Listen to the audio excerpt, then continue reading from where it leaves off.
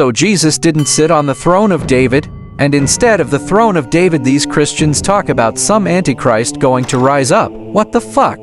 Now I'm going to explain some things to you, and this is better than the road to Emmaus where Jesus explained scriptures concerning himself because the scholars just don't show up.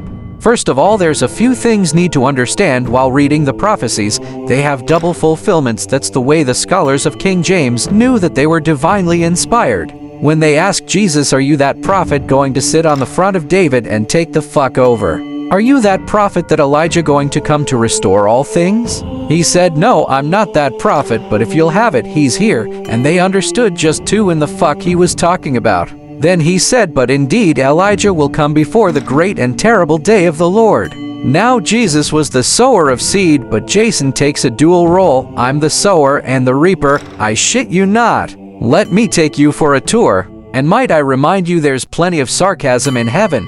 That's why the prophet Hosea married a whore. Haha. Now you know if you are my people. Now as we review the poetry in the prophecies, I just want to remind you that prophecy is not only have double fulfillment, they overlap, but this is the final fulfillment. They all tie together. Prophecies that mention Jesus just in a little verse or two combined for whole chapters. How else would you identify that prophet going to sit on the throne of David and takes the fuck over? Now I'll get to Isaiah 42 in a bit. Jason is absolutely deaf out of his right ear, and I'm just qualified from laser eye surgery because my extreme stigmatism. Ain't that some shit? Scholars been wondering why that didn't identify Jesus. Haha, laugh my fucking ass off.